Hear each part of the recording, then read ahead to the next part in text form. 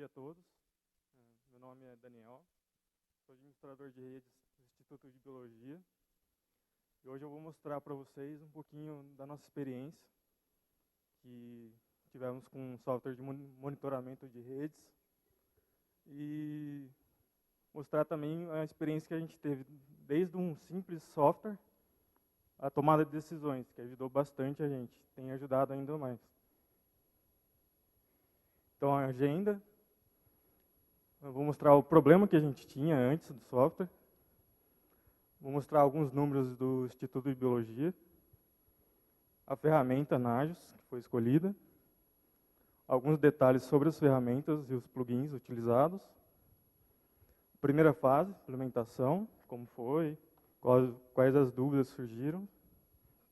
A segunda fase são as melhorias, o que a gente melhorou no software, o que a gente descobriu também.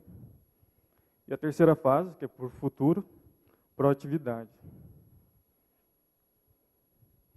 Bom, inicialmente a gente tinha um problema, mas um problema muito grande. Pelo menos no caso da biologia, era enorme. Que era a dificuldade de monitoração dos equipamentos de rede, ou dos serviços de rede.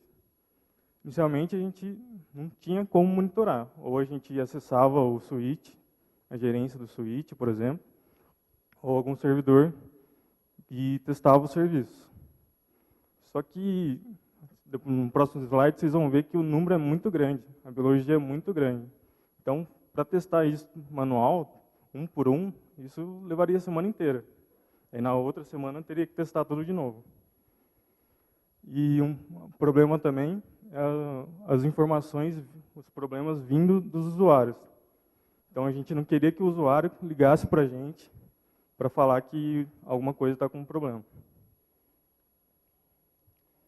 Bom, só para ter uma ideia, o Instituto de Biologia tem cerca de 4.000 usuários, desde rede cabeada a rede sem fio, 28 servidores, dentre eles 17 físicos e 11 virtuais, 2 storages, 60 switches e 73 pontos de acesso sem fio e 21 fechaduras, que também utilizam a rede.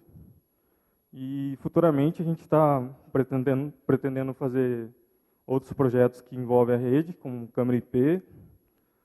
A gente vai trocar os no-breaks para no-breaks gerenciáveis, também utilizam redes. E, como o Berto falou, daqui a pouco vai vir o VoIP aí. Então, é muito importante a rede estar funcionando, né? Então, imagine alguma falha na rede e o serviço ficar indisponível. A ferramenta utilizada foi o Nagios. A gente testou outras ferramentas, como o Zabbix, só que a gente teve mais familiaridade com o Nagios. Então, vou contar uma breve história sobre o Nagios. Ele foi criado por Ethan Gallstad em 1996, onde ele trabalhava tinha um problema. Desculpa. No final de semana, não tinha ninguém para monitorar os servidores dele. E geralmente ele saía sexta-feira à noite e ia beber com os outros parceiros deles que trabalhavam com ele. Só que teve um servidor que deu problema. E o chefe dele ligava atrás dele, ele ficou desesperado atrás dele, só que ele estava muito chapado, muito bêbado, e não atendeu o telefone. Na segunda-feira seguinte, ele foi descobrir que um servidor estava fora e ficou o final de semana inteiro fora. E o chefe dele deu uma baita bronca nele. Daí ele falou que eu preciso inventar alguma coisa para que o sistema me avise, né? Então, foi aí que deu início ao Nagios. Então, basicamente, ele foi criado para monitoração de sistemas de redes, ou seja, ele fica checando alguns serviços de rede, os serviços que você configurar para checar, ou se está ativo algum, por exemplo, um switch, roteador, ou até mesmo um servidor. Quando ele está com problema, ele gera um alerta. Ou pode ser via browser, via SMS, que eu vou explicar mais um pouquinho no próximo slide. Ele gera esse alerta dizendo, ó, tal serviço ou tal equipamento está com problema. software é de licença GPL, ou seja, eu posso modificar, eu posso copiar ou distribuir esse software. Aqui está um pouquinho o funcionamento mais detalhado do Nagios. Do lado esquerdo são os objetos, onde eu tenho, que eu vou monitorar. Pode ser servidor, roteador ou switches, tanto faz. Geralmente nos servidores a gente usa o cliente dele, que é o NRP, e nos switches e nos routers a gente usa via SNMP, protocolo SNMP. No meio a gente tem o próprio Nagios, o próprio código com alguns plugins, que algumas ferramentas que utiliza. Performance Data é a base dele, é o histórico dos equipamentos. E do lado direito a gente tem o status, que são os alertas, são os avisos, de como os equipamentos estão. Ou seja, a gente pode ver via browser, que é o próprio gerenciador dele. A gente pode mandar o alerta via SMS, uma mensagem de texto simples.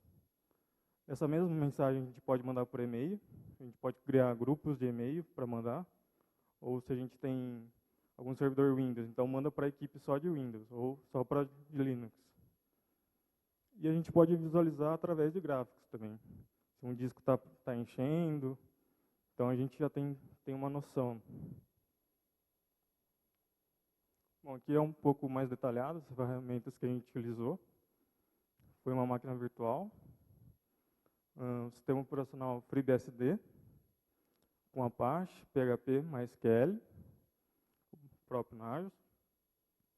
O cliente dele nos servidores são NRPE. O PNP for Nagios é para criação de gráfico.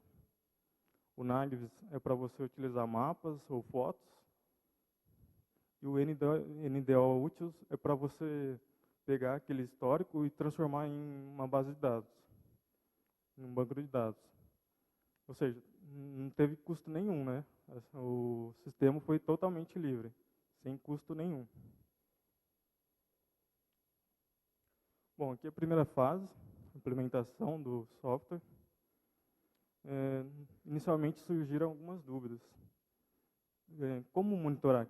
Tá, beleza, a gente precisa checar os equipamentos, mas como?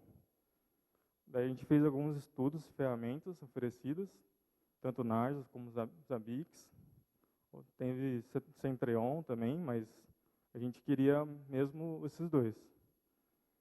Daí outra dúvida surgiu, era o que monitorar? O que a gente vai monitorar? Switch, servidores, mas o que de servidores? O que a gente vai? Disco, ou serviço de HTTP, por exemplo?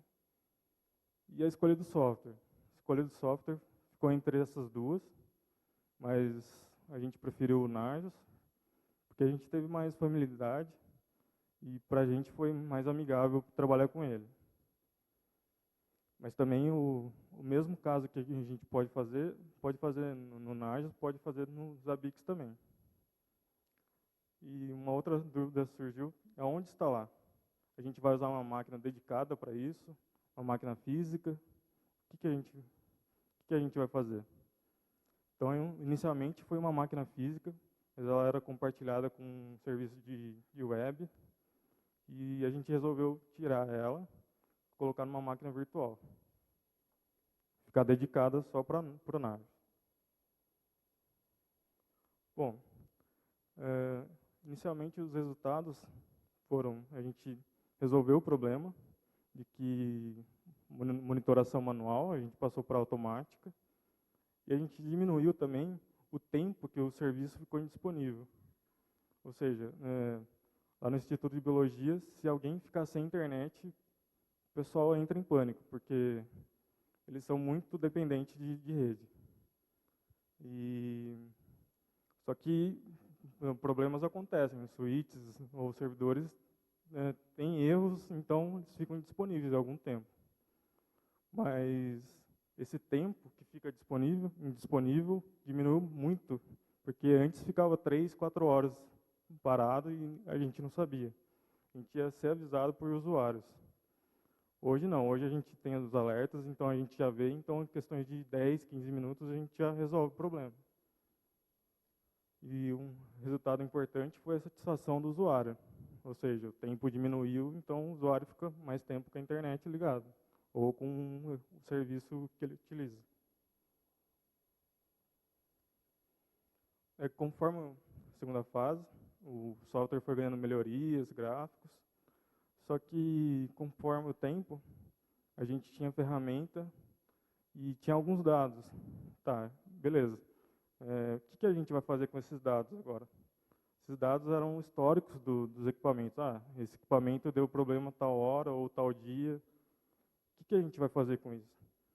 Então a gente decidiu utilizar isso aí para tomar algumas decisões, como, por exemplo, uma manutenção num equipamento.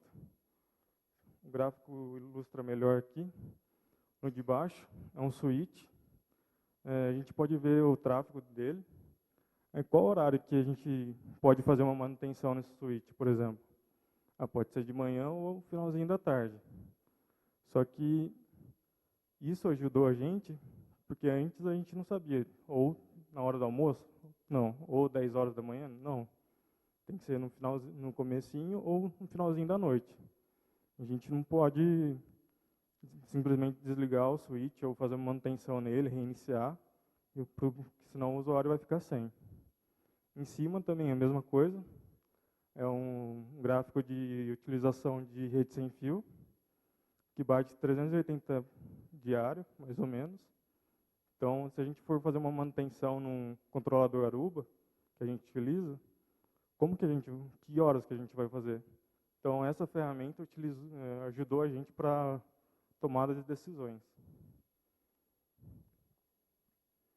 E a fase 3 é para o futuro, é a perspectiva, é utilizar essa ferramenta para proatividade, ou seja, para automatizar tarefas. Por exemplo, a gente tem um servidor de backup que usa ainda o TAR, ainda não é o Bacula, só que ele vai enchendo, né? Para a gente não usar o disco, utilizar o disco inteiro, a gente pode utilizar o Nagios para que ele limpe os arquivos antigos de backup. Essa é uma das formas de proatividade que a gente enxergou, dentre outras, né? Ou, por exemplo, a gente pode estender essa ferramenta, porque na biologia é tudo segmentado. Tem a área de suporte, a área de Unix, a área de Windows e desenvolvimento. A gente pode estender para as outras áreas, que hoje só está na área de Windows, de Unix.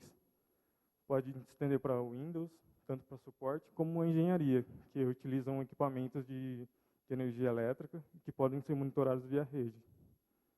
E para as outras unidades também. Eu posso checar o link de outra unidade, ver se está online ou não. Se estiver down, eu posso avisar o colega do lado. Isso já está sendo discutido na GT Info. A gente vai começar a fazer alguns testes já com as outras unidades. Isso é bem legal, bem legal. E eu queria agradecer a oportunidade ao CCUEC, que nos ajudou no início do projeto, ao Paulo Lange, da Engenharia Química, e a equipe de informática da Biologia. Obrigado.